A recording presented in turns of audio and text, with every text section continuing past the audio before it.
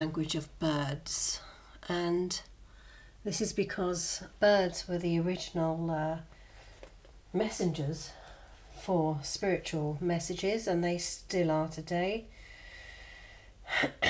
And we should have a reverence for them, but they're also very romantic and they have different characters, and this is a great deck for that sort of purpose. So Reverence, and then I'm going to be using the Psychic Tarot for the Heart deck to map the romance aspect to the Reverence. Okay, so this is so that we can keep any romance experiences in the perspective of Reverence, and not allowing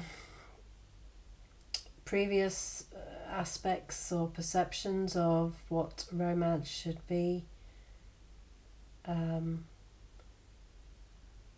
to interfere with the new Reverence that we are in these twin flames. So just fill yourself with love and light, and do think of the rose and the romance. And we have an angel here, and there's a crystal at the back, and the flame burning as one. So just focus on the rose of romance if you want, and what that means to you, or what it could mean to you in terms of romantic attachments, past timelines, and what needs to be cleared around these old perceptions. So take a deep breath and I ask the Spirit of Love and Light to please let us know what the birds, the messengers of the secret language of birds, want to show us. What messages does Spirit have through the messengers of birds? Okay, we have quite a few cards here. That's 1, 2, and 3. I'm not sure you can see all of that.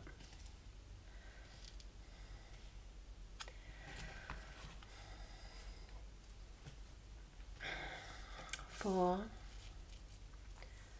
5, and 6, and 1 for the top, 1 for the bottom. Okay, so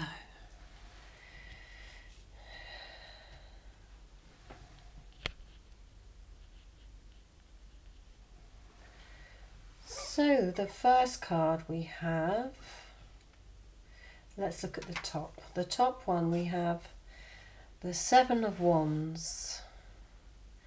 The 7 of Wands. Okay, so here we have some beautiful birds here represented by the skylark, and I will read that to you. So this may be quite a long session. 7 of Wands, okay. At the bottom of the deck we've got the 7 of Cups as well. Okay. So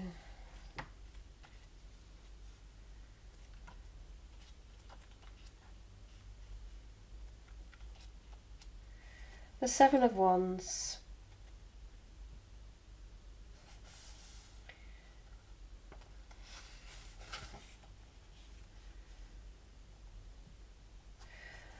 drawn upright. It stands for courage, steadfastness, alone struggle, and self-belief. Okay, so this is the Reverence. This is the sort of the 5D aspect. How am I inspired by adversity? The question inspired by this card is, how am I inspired by adversity? Drawn upright. Sometimes when it seems as though the world is against us, we have to go right to the very depths of ourselves to find out exactly what it is we do believe in. This can be a bit of a baptism of fire when we meet with opposition, but should be seen as a fantastic opportunity for finding our true purpose and seeing just how much inner strength we have. It might sound like a hideous cliche, but difficult times really are character building. Adversity gives us a chance to shine, to stretch ourselves, to become more alive and invigorated and resilient purely because of the struggle. The 7 skylarks here tell us that it is the time that our mettle is being tested and will be bigger, better, brighter than before, able to go on and do great things. Okay, so that's the 7 of Wands. Bigger, brighter and better than before.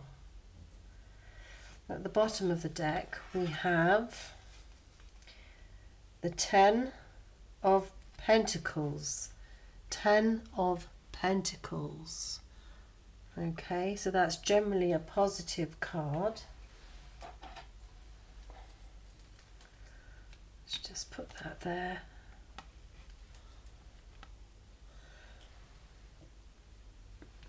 So let's see what the meaning of this is with this deck.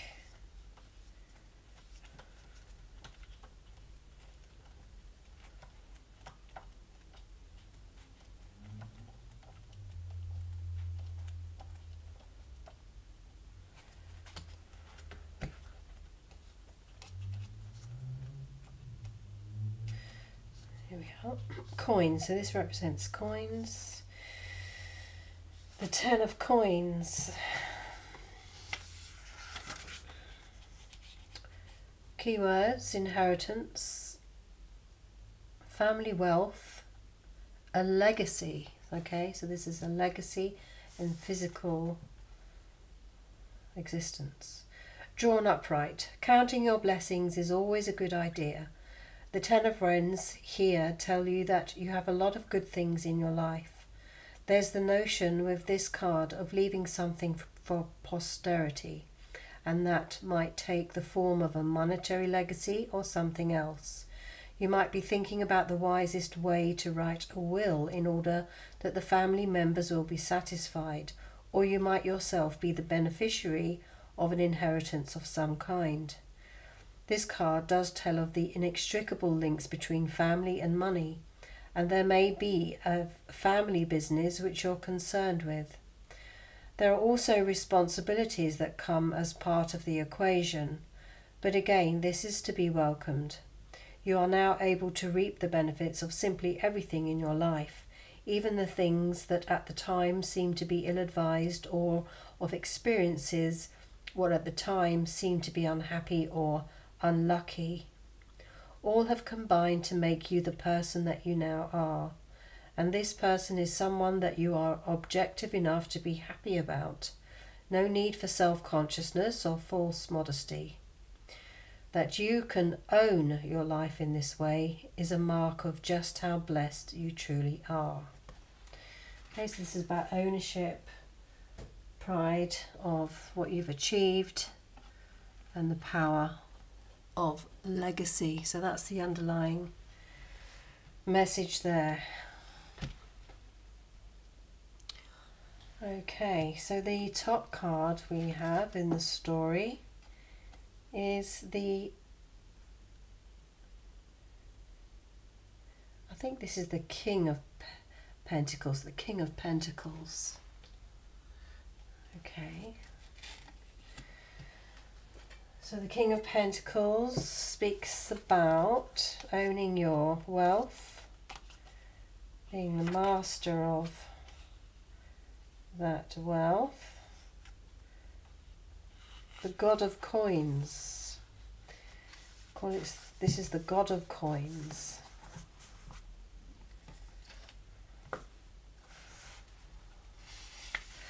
The final royal pair in the suit of coins transforms from wrens into a magical, mystical owl.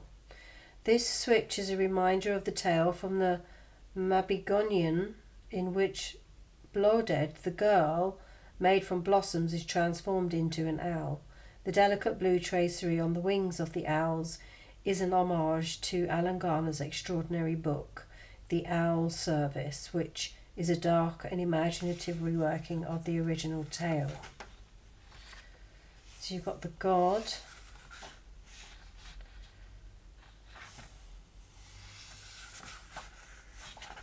Let's see, where's the goddess? Where is the god? So, well, this must be him here then. The goddess and goddess. Yeah, this is him here. So, the god of coins. I've only just got this deck, so it's description. An older man, powerful, strong, the god of coins, embraces the bird, which, for the purposes of this suit, switches from wren to the owl in honour of the tale of Blodud, who in the Mabinogion was a beautiful woman that was constructed from flowers and was later turned into an owl. The god looks wealthy, plump. If tired, his eyes are closed. Drawn upright, this is a card of a captain of industry, someone who through his own efforts has enabled others to work and has amassed wealth for himself and his family. This is the typical patriarch, maybe a self-made man, who loves the fact that he has provided security for others, and he loves to demonstrate this in practical terms by making sure that his home is a worthy showcase for his achievements. This god is discerning, cautious and shrewd, qualities necessary to his position and which he possessed even as a young man, but which have been honed by necessity and experience. The result of this is that he can be quite an imposing figure on first meeting before he allows himself to relax. Being on guard is something he has got used to. Although he can seem stern and as though he's a hard taskmaster, the King of Coins is a man of his word, full of integrity and utterly reliable, a good and loyal friend. His love of the good things in life means that he can sometimes overindulge and might sometimes need to be encouraged to rein in a little, or at least balance his life with exercise of some sort. Something of a traditionalist, this god can be disconcerted by the actions of some of his children, although any grandchildren would get away with murder.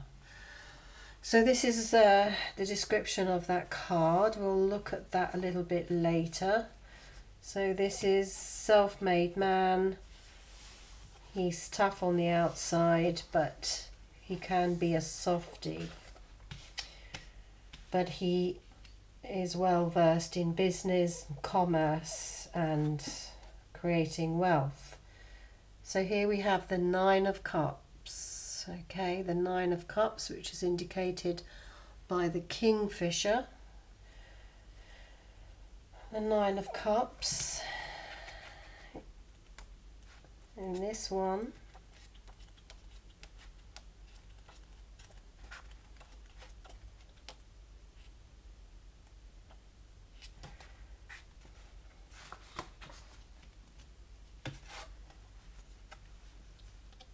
this represents happiness and joy, well-being and fulfillment, and yet also wanting more, because you haven't quite got to the Ten of Cups yet, obviously. Drawn upright,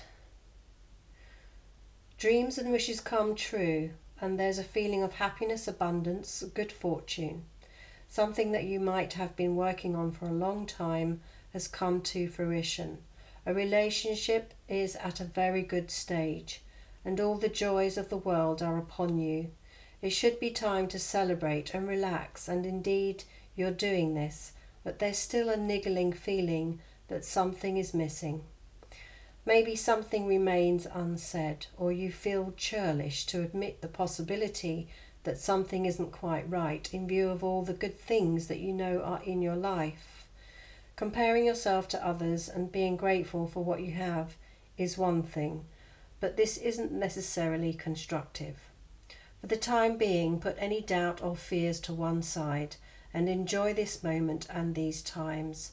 Relish the benefit of all the hard mental, physical and emotional work that you have put into constructing your own happy life.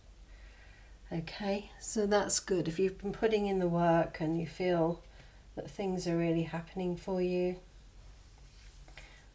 then just take this time to really settle into it. The next we have Il Matto. Now this is the Fool card, which in the traditional tarot, and a description of it in this book is the first one.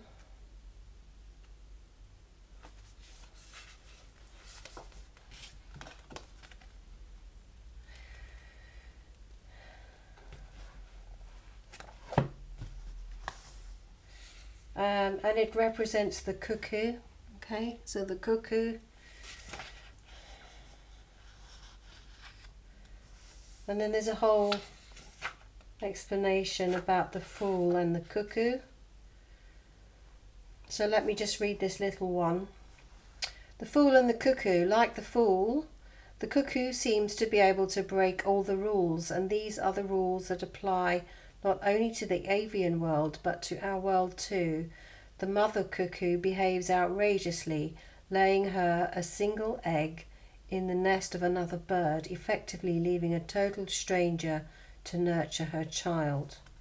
The newly hatched baby cuckoo is generally a monstrous size in comparison to its adopted siblings, eats ravenously and can even eject the other birds from their own nest. What kind of stress must this cause for the surrogate mother? And would she ever suspect that she's been the subject of such a brazen hoodwink? And why did the cuckoo itself adopt such radical behaviour? Is she simply smarter than the average bird in ensuring decent, hassle-free childcare? Or is there a deep sadness that no cuckoo mother will ever enjoy seeing her child growing up?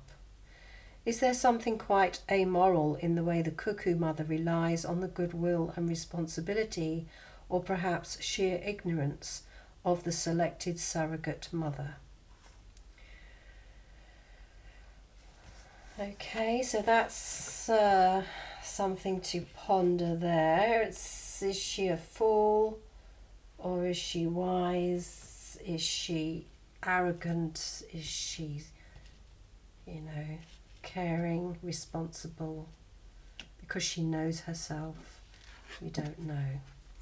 So the next one we have Il Cato. Right, I don't know what that means, so I'm going to have to look that up in the book.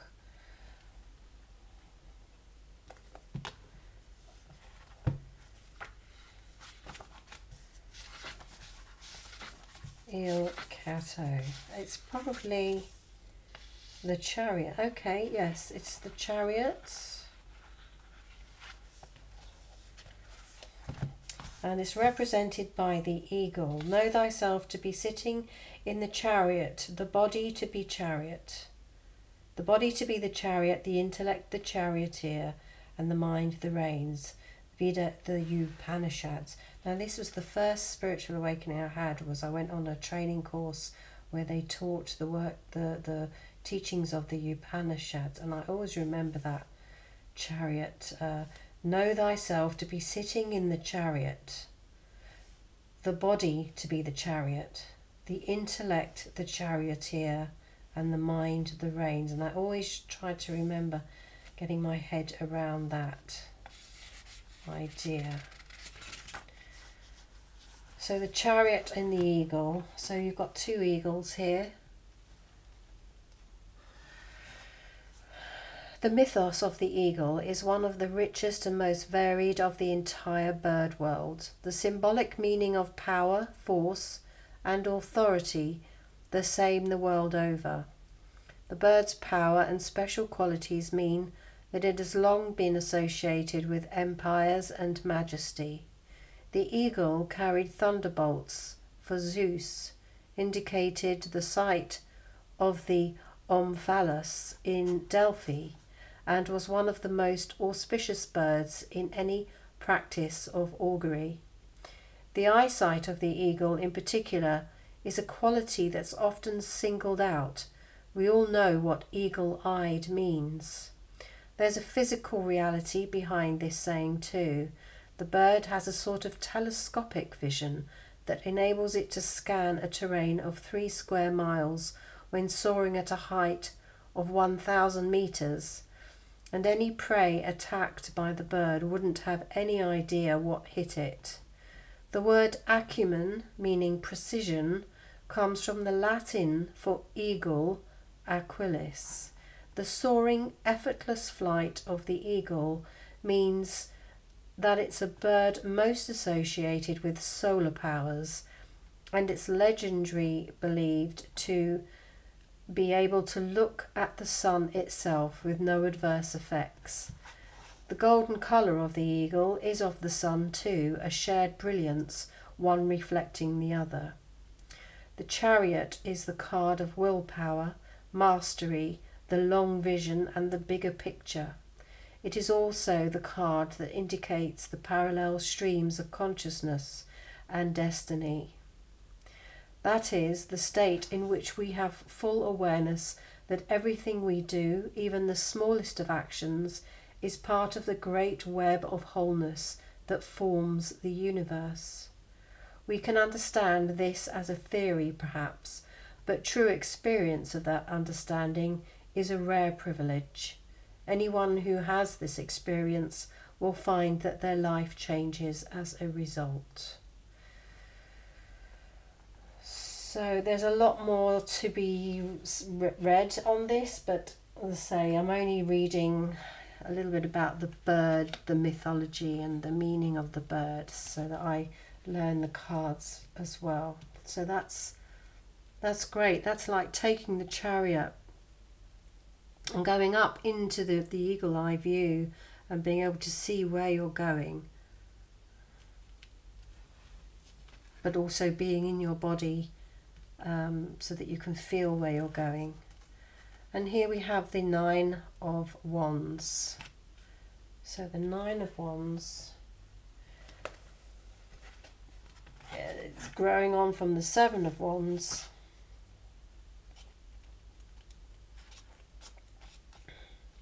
Which is obviously the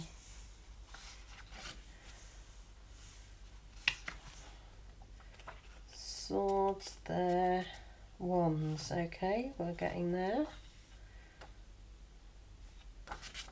9 of Wands. Keywords: final hurdle to face, nearing the light at the end of the tunnel, the darkest hour before the dawn. The question is, what can really help me? So that's a good question to ask. So I'll read that to you. So drawn upright. You're nearly there, but not quite. This is very similar to this 9 of Cups as well. You're nearly there, but not quite. Feeling battered by a struggle that you can now thankfully put behind you. Nevertheless, in order to get to where you need to be, you still need to muster up all your internal powers and resources to make that one final effort. And it's this effort which is proving difficult. The cliché light at the end of the tunnel and the darkest hour is just before dawn apply to these 9 kingfishers. When we're in the midst of the struggle, we don't have too much time to think, driven by essence and adrenaline. Once we don't need to be in crisis mode, it's almost as though there's a process of grieving. We miss that feeling of constantly being tense and on edge. But now is the time to allow yourself to relax, safe in the knowledge that the worst is over and that easier, more creative and more fulfilling times are ahead. And don't we just feel like that, feminines? We feel... And also, obviously, the divine masculines have been through so much. They've been through so much. And there is obviously still a little bit more to do. But that time is coming to an end where we can just finally relax and just say, I've done what I've needed to do, and just get used to the idea of being in this new space. As I said in my last reading, it is about acclimatizing to that, you know, especially feeling like always being tense and when is he coming, what's this, you know. And now that we've got whoever's on the same path of the journey as me, now that we've got this little bit more clarity, bit more communication and movement towards us by the Divine Masculine, it's now a case of, now we've got to get used to him moving towards us, and how do we deal with that? It's part of the reason why I decided to do this reading, calling it Reverence and Romance. Actually, this card kind of summarizes why this reading was chosen. And now we have the Seven of Swords here, which is depicted by seagulls, 7 seagulls.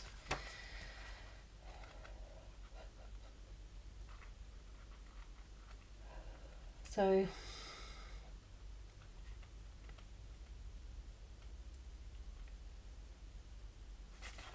Seven of Swords.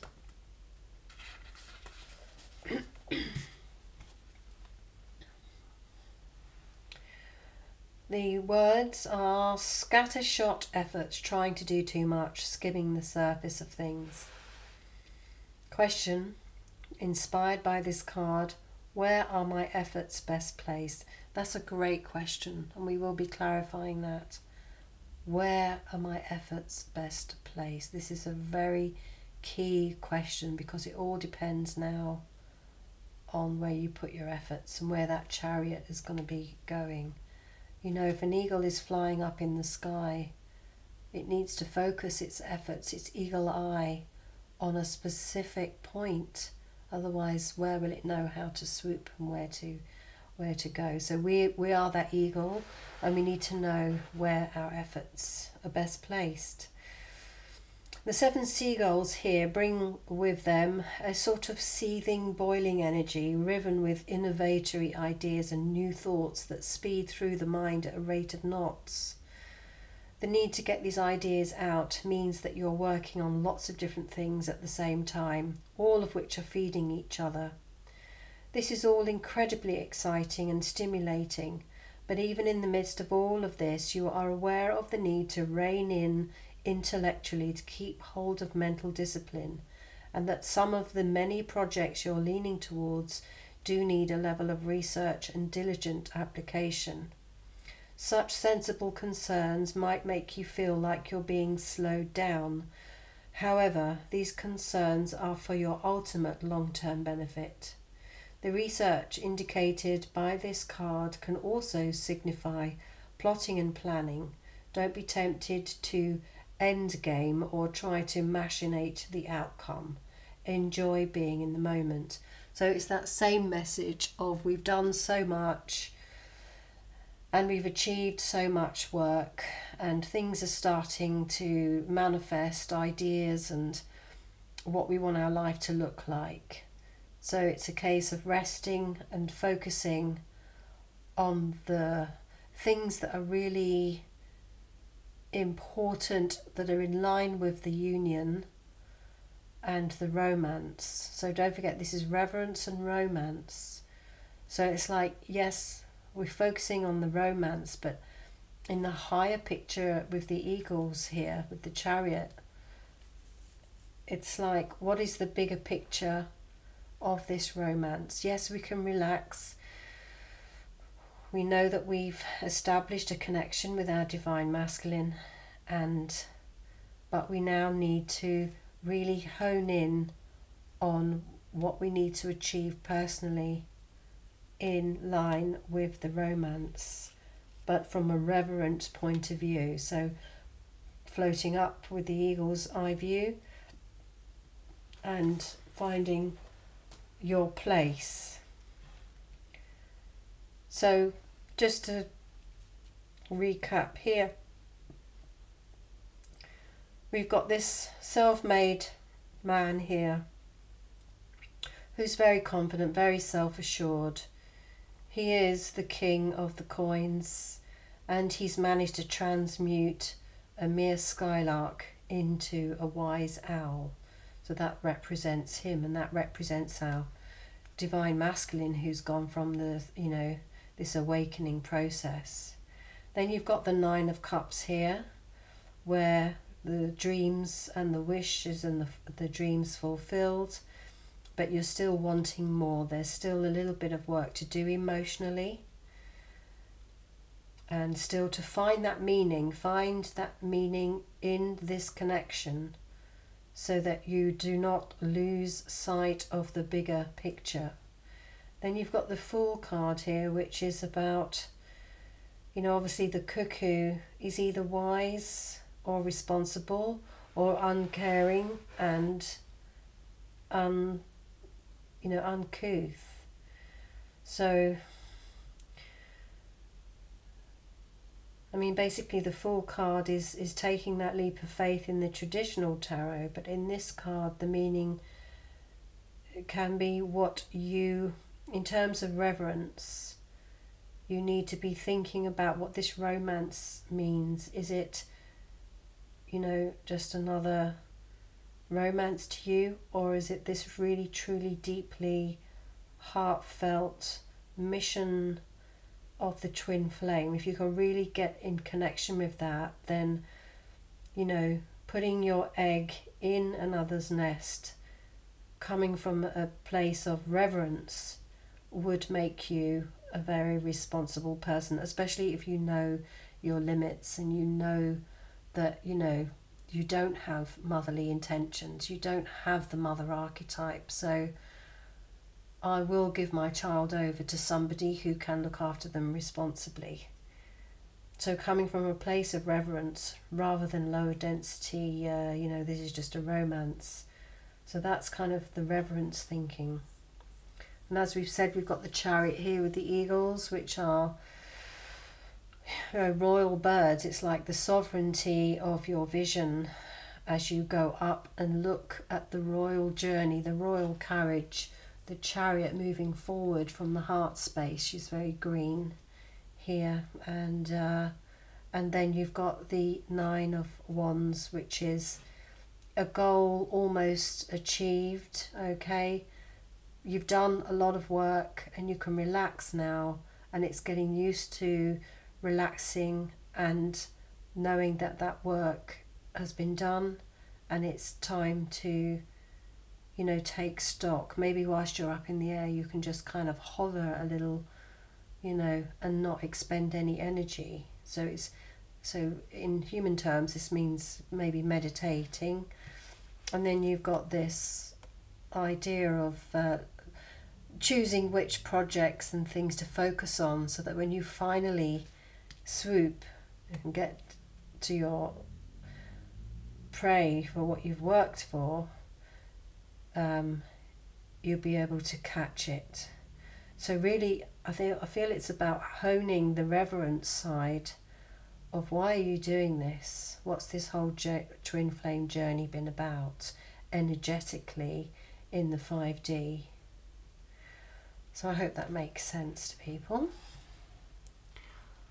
Okay, so I'm going to now clarify with the romance. So we've got the reverence side of the romance picture here. We're going to do the romance, obviously the heart, and then I'll see how things connect. But let's see how it goes. So take a deep breath and just think of these higher spiritual aspects of the romance. So Spirit of Love and Light and Romance, can you please give us the romantic side of how it links in with being reverent with this twin flame union, so that we may have reverence and we may have connection that is right connection. So I feel that goes there.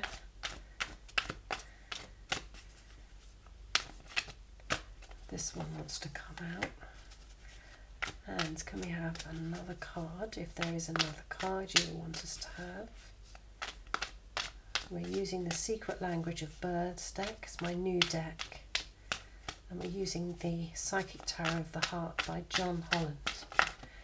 This one wants to come out. Okay, so at the bottom of the deck we have, oh wow, we have Share the Love, and we have the Chariot here again, which is commitment as well, and communication, seeking the truth, win or lose, and clarity of belief. So it goes on, it just gets better and better. Okay, so really, but share the love. It's at the bottom of the deck. Time to share that love. So now we're down into the romance. We're looking at the reverence and the romance and how it links together. So just breathe is clarifying the self-made man with the coins, divine masculine, who's now transformed into an owl from a skylark. And we have these royal eagles here, which can come up into the ether and look down from a royal perspective. And the clarification card is just breathe. And I do feel that we do need to just breathe, and because of all this energy that's coming in and all the excitement that's coming in, we need to kind of rein it in, is what these cards have been suggesting. Reining in some of the ideas, but to do that you've just got to breathe. And that's very important, because a lady called Dolores Cannon, who was a quantum hypnotist who recently passed in 2016, recently been channeled by somebody called Caroline. Anyway, she channels all these people. But Dolores again, and I went to see her when she was in physical in London. Actually, I went to see her physically in this 3D physical plane, because I'm, you know, a hypnotist as well. So, but I'm interested in the metaphysical aspects of that naturally come from being a hypnotist and going into trance a lot. But what she channeled through this lady on YouTube was that you have to breathe. You've got to stay connected to the breath so that you can maintain this connection and stay away from all the stimulants, you know, the YouTubes and the electronic devices. So take some time to, you know, and it's like that breaching card that came out in the reading, in the Ascended Masters reading, you know, coming away from what you normally do, sitting with yourself and being in tune with you, this new wise person that has now emerged, getting used to this person and seeing where the journey is taking you from a higher perspective. So meditating and breathing and asking these questions. Who am I becoming? And then we've got the base chakra, which is clarifying both the 9 of Cups and the 9 of Wands. So the 9 of Cups, you know, in terms of the reverence, it's like this amazing achievement, spiritual level.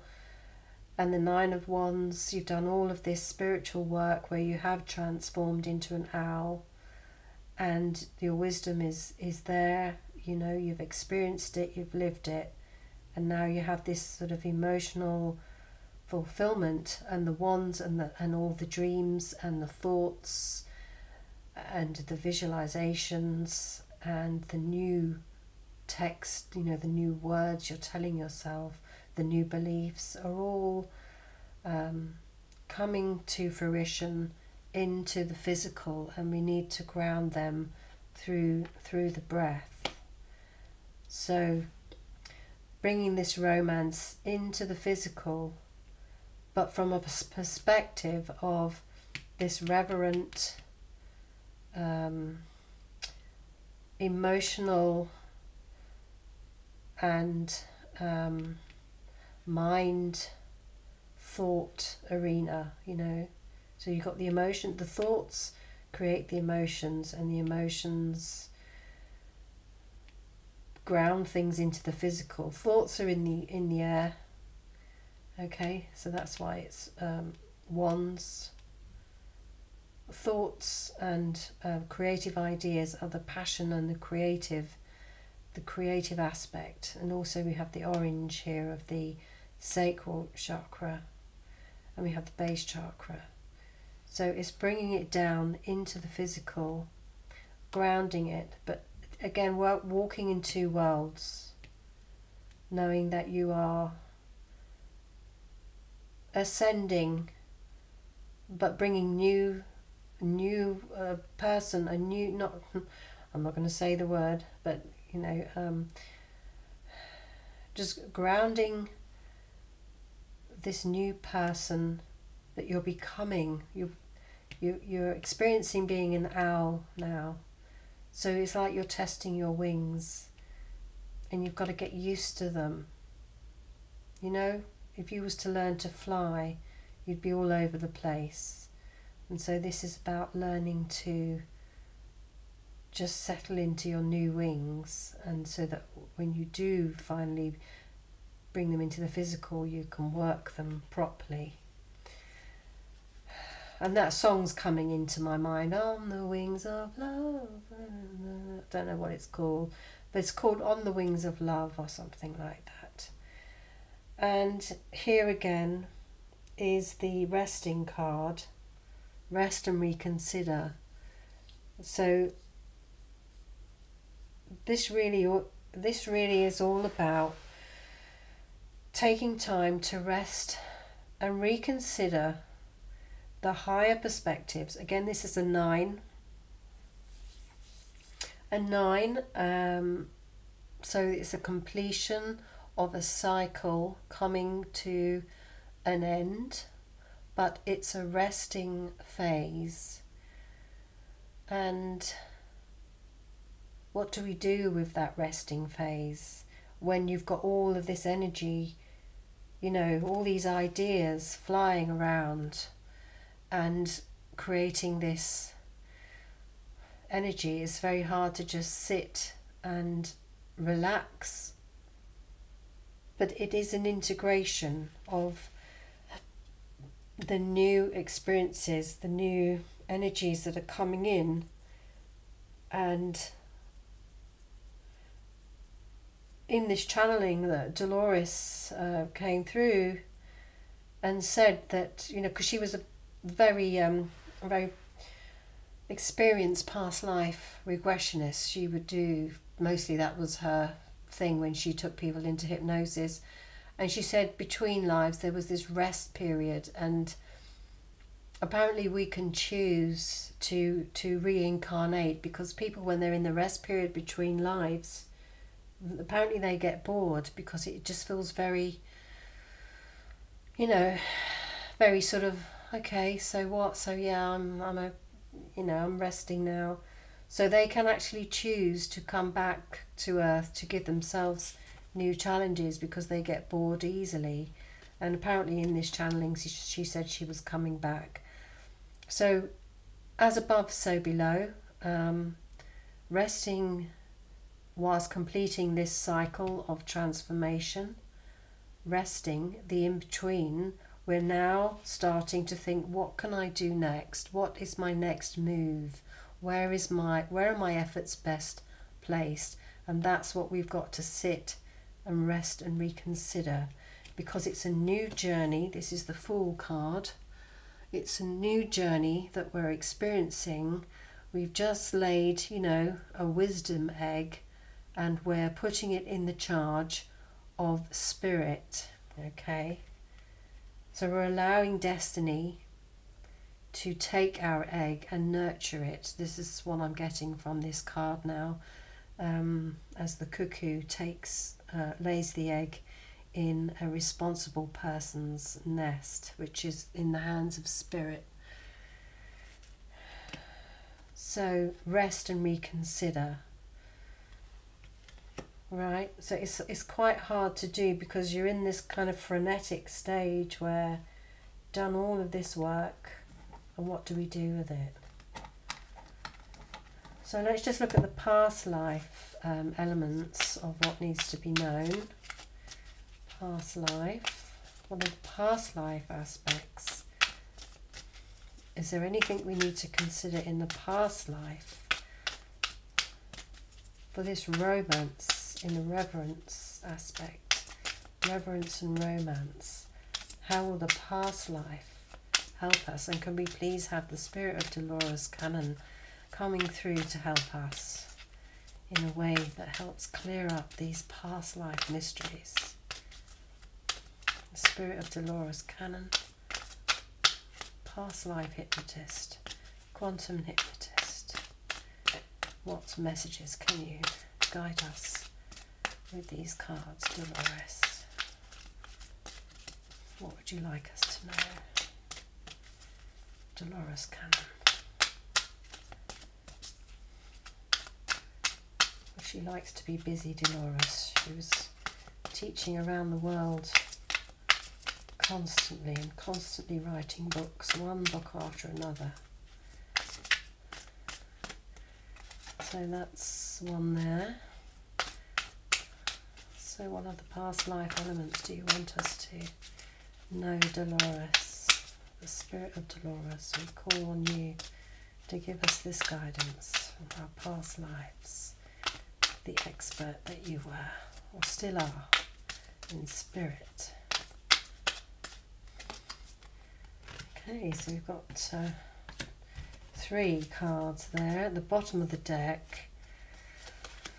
Yeah, we've got the galactic. She was very into, if you read any of her books, but I saw her talk about them quite a lot. She was very into the galactic and the, you know, she's apparently at the moment she's on the perspective of Andromeda and Arcturian perspectives. So that's what where she is now. She's on the Andromeda and Arcturian planets, looking down from her non-physical.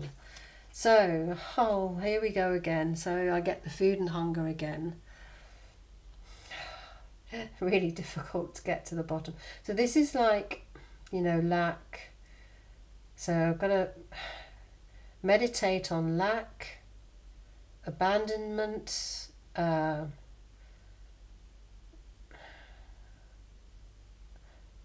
non-nourishment of your spirit. What can you, and also, you know, obviously the eagle, he looks down on food.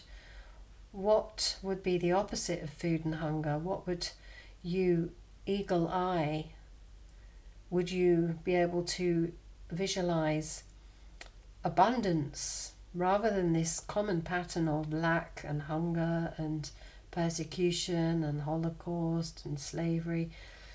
Can you see a beautiful, you know, utopia of abundance and amazing, you know, nourishment that's just naturally yours if you go in and breathe and just focus on the opposite of hunger and lack?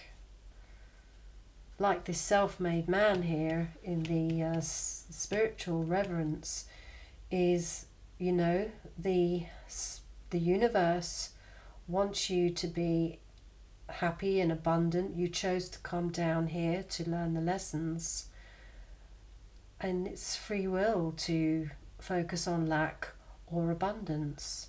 So you can go in and become self-made. This self-made person is now saying it's time to let go of this view of yourself, of the world. This was all belief and doctrine and conditioning, so it can now be let go of. So what is the opposite? What would be on the other side of this card? So visualize that and have that chariot move towards that in relation to this romance. So in previous relationships where you felt that love, you know, when did it all go wrong? Was it through lack? Was it through not loving yourself enough that you picked that vibrational match, that unemotional person, unemotional available person? So looking at all those aspects of the timelines of previous relationships, and now looking at the opposite, but being realistic at the same time. Being realistic, coming up as the eagle chariot from the eagle point of view, and looking down realistically at what could be on the opposite side of this scenario. So that timeline collapses and you no longer believe these things about yourself. And then yes, we have forgiveness, and this is coming up a lot lately for a lot of readers, and it also came up in the Ascended Masters. So forgiveness is the key, and again this came through on the channeling from Dolores, which was a recent one, so I think it came up in 2016. But to her a year is like that because she's in spirit. So, but anyway, forgiveness came up, and I spoke about forgiveness in the last video as well, and it's about releasing that charge, and forgiveness frees you, and it was the main teaching obviously of Jesus, saying it's bringing the forgiveness down into the physical body so that the neurons no longer fire.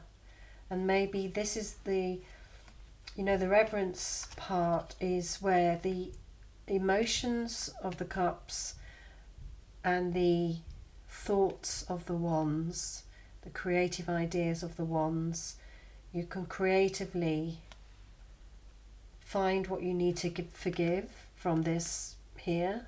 I forgive myself for thinking like a victim or whatever it is, and bringing that forgiveness into your body for real, into your neurons. If you don't know how to do that, you can actually book a session with me, because I deal with trauma and past traumas and releasing them, delinking them for good. I have a scientifically based process for doing that.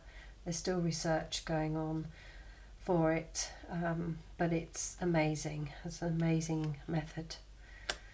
So forgiveness in the body, for real, in the physical, not just I forgive, but really in the body, so that when you come across this stimulus or this food and hunger, you no longer believe that about yourself, and you no longer have that response to it, that unconscious behaviour to it. That's when you know you've forgiven. And then the next one we have Atlantis. So there's a connection from Atlantis, from the past, where you have been a spiritual being.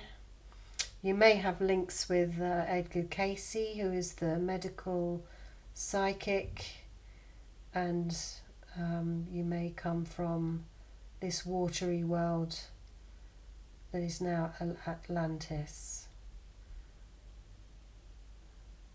I'm just going to read about Atlantis. I should really know more about it, but I want to link it in. So anyway, so Atlantis, obviously.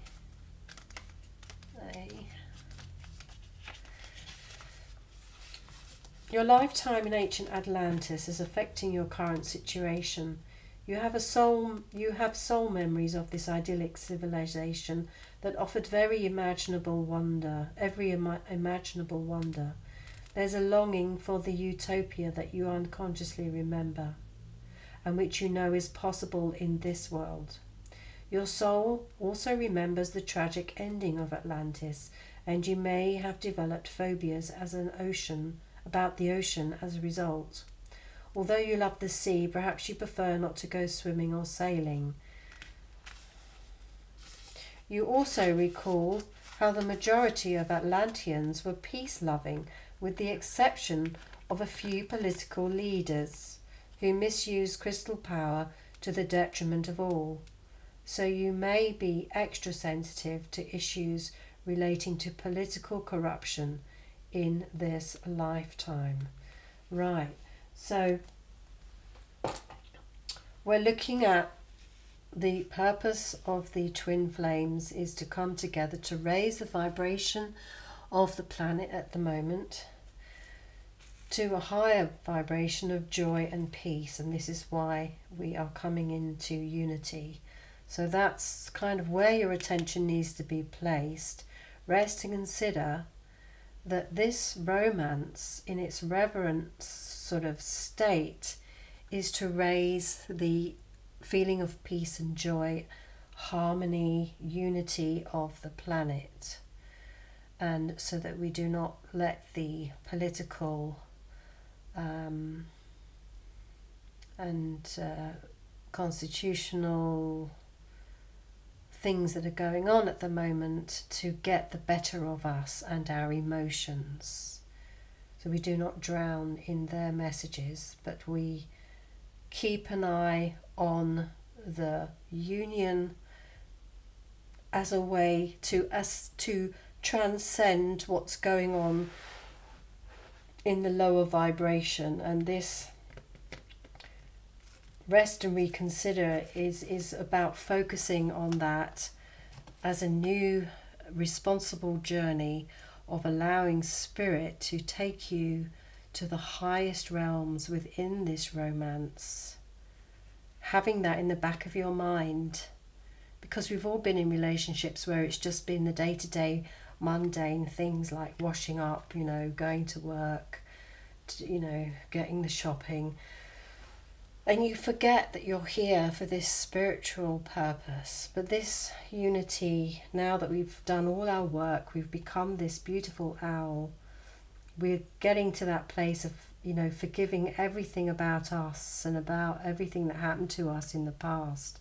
And we're now coming into this remembrance of we are here to recreate this journey of peace within society by coming together. And this relationship is going to give us those opportunities to do that. So let's do a Rumi. Okay, so we've got the reverence connection with the romance and the past life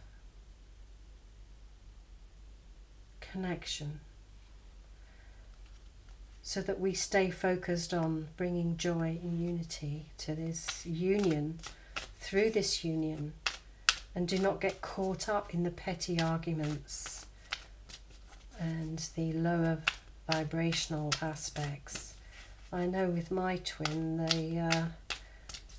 the sun signs are that we might lose our tempers, but it's very short-lived and we quickly get back. Wow, so that's one. Is there any other Rumi cards? Do we need another Rumi card? Do we need another Rumi card? One more card. This top one wanted to come out. Let love transform. So that's pretty perfect for what we're saying. And at the bottom of the deck we've got the right choice, which ties in with this. Where are my efforts best placed? It's making the best choice, the right choice. So the first one, well, we've got two here. We've got Let Love Transform and the Dissolving Light. This is the first time I've had this one, the Dissolving Light. I'll do it in numerical order. So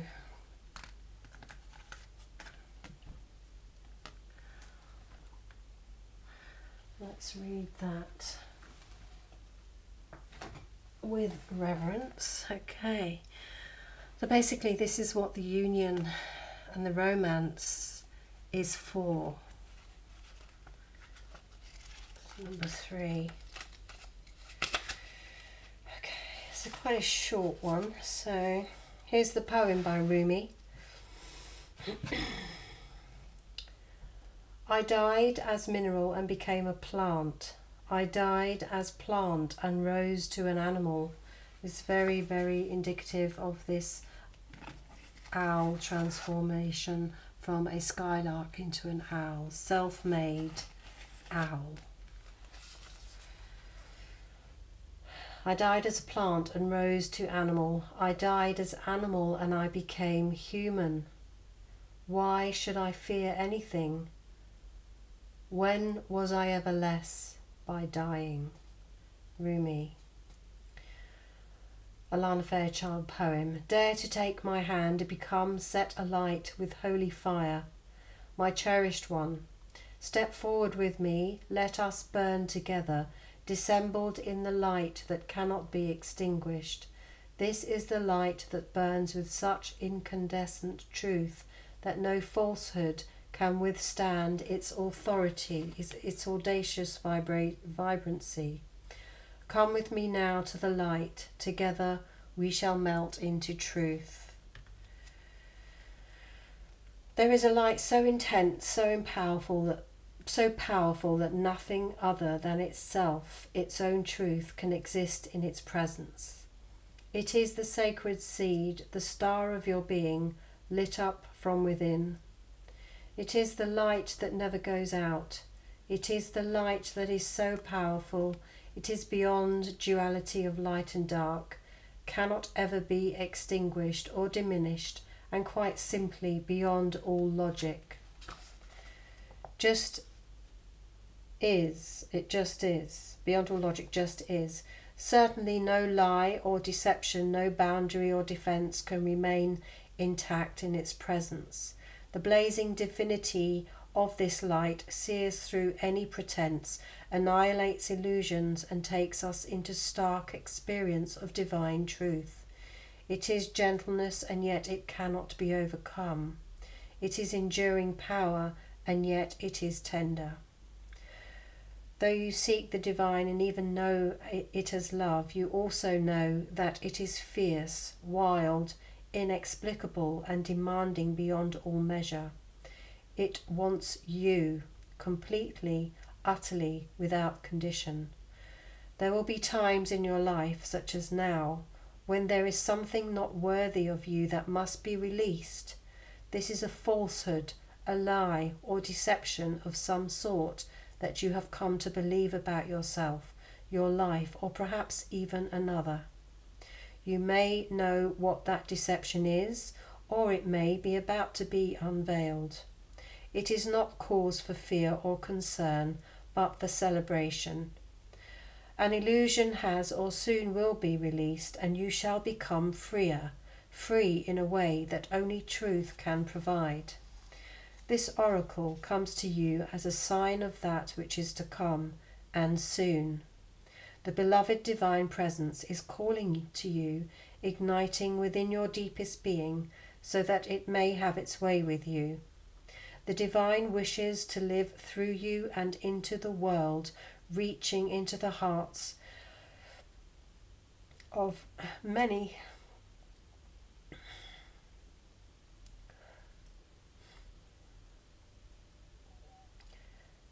and igniting those hearts into greater life. It is a clever and insatiable lover. It will stop at nothing until the entire human race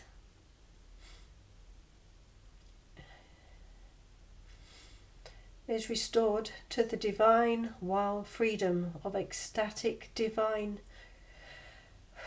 reunion, completely and utterly ignited in love. And so the great lover, the divine, calls for you to enter into the white hot field of its passionate presence.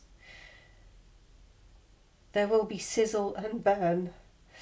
It cannot be otherwise. In the height of summer, you cast aside the layers of clothing you require in the winter. This is natural. You do not think twice about it. As you approach the radar sun of divinity, your emotional and psychological layers are to be shed too, for they are too heavy for the heat of the great spiritual sun. What cannot stand the heavenly heat is to be cast aside swiftly by conscious choice, or shall simply burn up, dissolving in the light and melting away. What is left shall be what is true. So here is your guidance, sweet lover of the great beloved. Give it up, the smallness, the conditions, the fears and the doubts, the lack of reverence, oh my God, reverence for yourself and life, the belief that somehow things are not okay and aren't going to work out. That is all a paltry attempt at truth. You are coming into a truth now that is far more worthy of you, a truth with a capital T, the big truth, love, trust, surrender. This is about a sacred shedding without fear or holding back. Cast aside whatever would hold you back rather than free you to fly into your divine destiny. You are not to be the same from this moment on. That is the holy word, the word inscribed in living divine fire in your sacred heart. This oracle brings you guidance. Trust in your changing perspective and perceptions. Don't hold on to what you once believed or thought to be true. Allow yourself to be shown another version of events, another way of perceiving. Don't focus on what is not working in your current estimation of things, for that is nothing more than a passing opinion. You are being given an opportunity to see and know yourself, others and particular life circumstances very differently. Embrace it. Don't resist what is being shown to you, for even if there are some struggles in adjusting your view at first, ultimately this change in perception will free you and bring you more deeply into the wellspring of your own inner peace and happiness. Sacred honouring ritual. Place both hands on your heart and say the following out loud. The eternal light of Rumi burns through that which is unworthy and frees me into unconditional love and truth now. I am blessed by the grace of this sacred brother, and I open my heart to the tender fire of passionate presence. Through merciful compassion and my own free will, I ask to be shown the greater truth that will set me free. So be it. Relax with your hands on your heart for as long as feels good. When you are ready, simply open your eyes. You have completed your sacred honouring ritual. You can repeat this any time you feel the need to let go of a self-limiting behaviour, a judgment of a person or situation that drains rather than leaves you feeling vibrant and free, or beliefs that deplete and depress you rather than open you up to loving endless possibilities. This ritual is a way to tap into supportive grace to assist you in that conscious surrender. You will be blessed, beloved. So now you have a tool to be able to let go of all of that stuff that you thought you were in the past. What is the opposite to that? Or send this sense of lack into the heat of the sun so that all that isn't truth gets melted. And then we have the perfect card, Let Love Transform. So this is 14. So these are more sort of alchemy type readings that I've been doing the last couple of ones. How to alchemize things, ready for the 2012, the 2112 gateway. So let love transform. Here is the poem by Rumi. The spring of love arrives to transform the dust into a garden. The call is heard from the heavens to bid the wings of the soul to fly. The sea becomes filled with pearls. The dry land receives the water of life. The stone becomes a ruby and the body becomes all soul. Rumi. So this is the equivalent of the skylark being turned into an owl. Love is my medicine, intelligent medicine. It takes death and makes it a passageway into greater life. What genius is this? A genius that will render anything and everything as a pathway to life. I have found a bench upon which we may be seated. Nay, not a bench, a love seat. It is carved of precious ruby. It sits under the gentle shade of an ancient tree that thrives in love's garden. Come sit with me, beloved, as we let the whispers of the great beloved penetrate our hallowed ears, carried upon the sweet afternoon breeze. As the sun begins to set, the colours become vibrant. Even if we are deaf to the beloved's tender whispers, we shall not be blind. We shall be captured by the vivid display of the beloved's artistry and be transported into peace. This oracle comes to you as a living spiritual gift. Whether you realize it or not, you have triumphed. You have blossomed, succeeded, cast aside that which was unworthy, and taken up love's way. How much delight there is from all those that walk this way of love, of life, to find another precious companion in their midst. You are welcomed into this world where love finds a way. There is nothing impossible for love. It is not bound by the mind, and because of this, all manner of miraculous grace works through it in endless creative variety. The great beloved is a show-off, creating with such genius as to be breathtaking. We were able to remain always in the heart. We would be constantly breathless.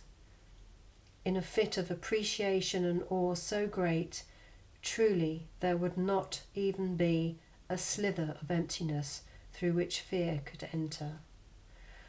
What does this mean? It means an avenue for divine fulfillment has been found. You are being given the power for spiritual success.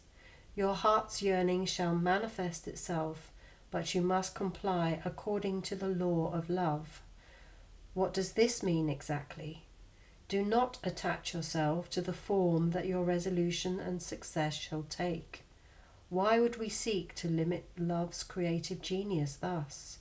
No, instead, trust that it will be magnificent, perfection, literally the work of a great genius. Detach yourself from expectations of timing. The harvest will be at the best time when the ripeness is just right. So utterly juicy and sweet, you shall know with certainty that this was the best way. Not a moment sooner would have been perfect, nor a moment later. Absolute trust is the best way to adhere to the law of love. This gives you rather some energy to spare, rather, perhaps, that might have otherwise been engaged in perpetuating worry or doubt. Well, I'm so happy to see that you are twiddling your divine thumbs and wondering if you are not going to worry. If you are just going to surrender and trust, then what exactly will you do with yourself? Well, of course, you can just live your life, but perhaps you may want to dance barefoot and wild with me upon the cool sand at midnight under the fullness of the harvest moon. Sacred honouring ritual. Open your arms to the heavens and imagine sacred bounty pouring down more than you can hold. This is love's gift of plenty to you. Imagine whatever it is you want: love, abundance, peace, passion, healing, purpose. Let it all descend into your body and soul, just like that. When you are ready, place your hands on your heart and say, I am love's own.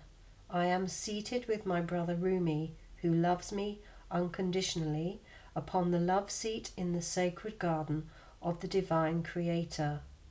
I am blessed to fulfill my destiny, to become divinity awakened and embodied, to receive all of life with the wings of angels at my back, so I may rise with my sacred animal feet to dance with sacred delight upon this earth. Put your hands in prayer, bow your head for a moment. You have finished your sacred honouring ritual. So two very powerful cards with a very powerful message of reverence and romance. This romance is not like any other. Just remember that you're here for a purpose. And you need to find that purpose through meditation, asking where do I need to place my attention, unity, forgiveness, letting the past go.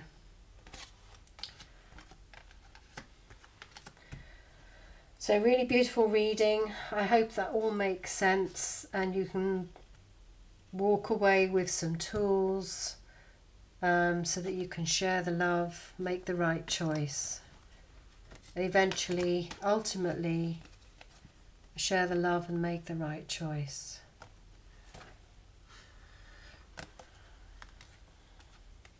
That's where we're going with this, leading up to that. 2112. Messages from Dolores, thank you very much. And prosperity, no more lack. Imagine abundance. So we've got some work to do, sitting, meditating, doing whatever rituals you need to forgive and send whatever you don't need into that light. Melt away everything that doesn't need to be there but truth, love and divine grace. So thank you for watching. Love and blessings. Namaste.